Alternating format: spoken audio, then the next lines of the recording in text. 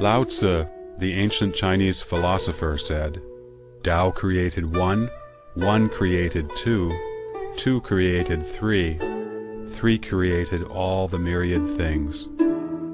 This suggests that the world is formed from Tao. Chinese people greatly value the Tao, or the Way. In Chinese, the concept of moral standards is denoted by the two characters Dao De, meaning the way, and virtue. Any behavior not conforming to moral standards was said to not follow the principle of Tao. In ancient times, a brutal emperor would be called a decadent ruler who lacks the Tao. Even farmers in revolt posted banners proclaiming, "Achieve the way on behalf of heaven." The Chinese traditionally believed in the unity of heaven and humanity. Lao Tzu said in his book, Tao Te Ching, "Man follows the earth follows heaven, heaven follows the Tao, and the Tao follows what is natural. The Tao of the universe does not change, and the universe runs according to the Tao, in an orderly manner. The earth follows the changes of heaven. Therefore, it has 4 distinct seasons. By respecting heaven and the earth, humankind enjoys a harmonious life of gratitude and blessings." This is reflected in the expression, heaven's favorable timing, earth's advantageous terrain, and harmony among the people. Astronomy, geography, the calendar system, medicine, literature, and even social structures all follow this understanding according to traditional Chinese thought. For over 5,000 years, profound insights offered by sages and philosophers about heaven, earth, and the universe have been passed down from generation to generation. This wisdom has nurtured the Chinese people and created one glorious era after another. In the last 100 years, while China was in great peril, the communist specter took the opportunity to enter the scene and seized political power by the use of brutal cruelty, controlling people with violence and lies, and promoting man over nature, and a philosophy of struggle. Chairman Mao Zedong said, "Battling with heaven is endless joy, fighting with the earth is endless joy, and struggling with humanity is endless joy." The Communist Party despises heaven, earth, nature, and morality. It is an extremely malevolent force against the universe, causing limitless agony and tragedy. It has also pushed China's 5,000-year civilization to the brink of destruction.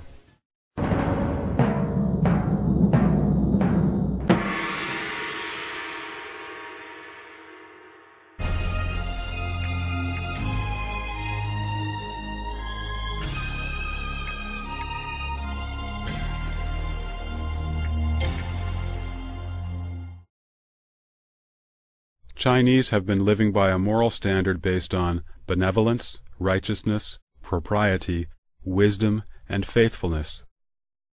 Popular sayings included, "Men at birth are naturally good," and "The heart of compassion is possessed by all people alike." Man's inborn nature aspires to kindness. Morality and justice are the most fundamentally important criteria for human beings.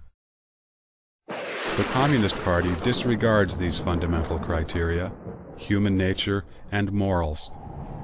It materializes and mechanizes human beings.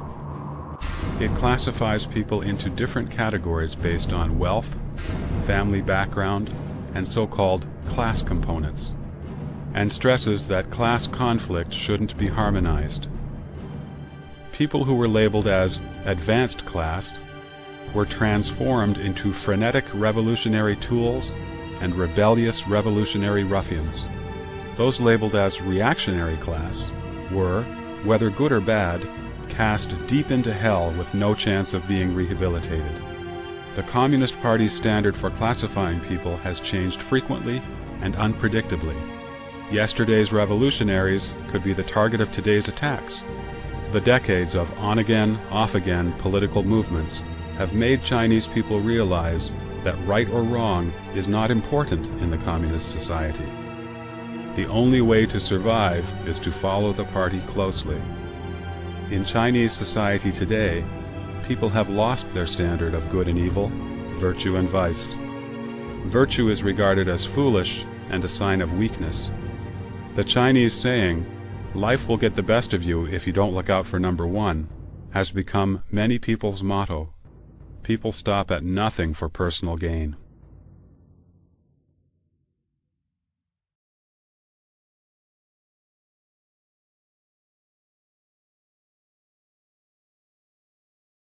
For the Communist Party, a human being is an animal or even a machine. The Communist Party's goal is to control people and gradually change them into rebellious, revolutionary ruffians. Marx said, "Material forces can only be overthrown by material force." Theory also becomes a material force as soon as it is gripped by the masses. He believed that human history is nothing but the continuous evolution of human nature, and that human nature is in fact class nature. He posited that there is nothing inherent and inborn, only products of the environment. He argued that a human being is a social man, disagreeing with the natural man concept postulated by Feuerbach. Lenin believed that Marxism cannot be generated naturally among the proletariat, but must be infused from outside.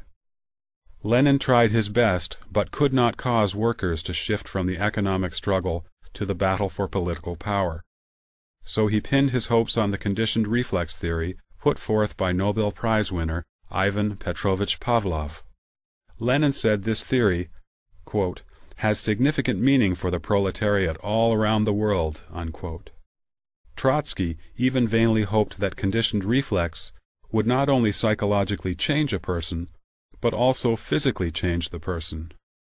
In the same way that a dog drools once it hears the lunch bell ringing, soldiers would be expected to rush ahead bravely upon hearing gunshots, devoting their lives to the Communist Party. Since ancient times, people have believed that rewards come from effort and labor. Through hard work, one gains a prosperous life. People have contempt for indolence and consider reaping benefits without working immoral. However, after the Communist Party spread to China like a plague, it encouraged social scum and idlers to divide up the land, rob private property, and tyrannize men and women. These things were even done publicly and legally. Respecting one's elders and teachers, and respecting knowledge, has been a Chinese tradition for several thousand years. Yet, in the Cultural Revolution, the Chinese Communist Party encouraged students to assault and bully teachers. Knowledge was condemned. It was said that, quote, "the more knowledgeable one is, the more reactionary," unquote. The concept of being respectful to teachers and knowledge was quickly erased from the minds of that generation. On August 5, 1966, Bian Zongyun, a teacher of the affiliated girls' high school of Beijing Normal University, was paraded around by her female students on the street, wearing a tall dunce hat and ink-stained clothes, carrying an insulting black board over her neck. She was surrounded by students drumming on trash cans. She was forced to her knees on the ground, beaten with a wooden stick spiked with nails, and burned with boiling water. A living and breathing Bian Zongyun was tortured to death on the spot. In another story, the woman principal of the affiliated high school of Beijing University was forced by students to knock on a broken wash basin and yell, "I am a bad element!"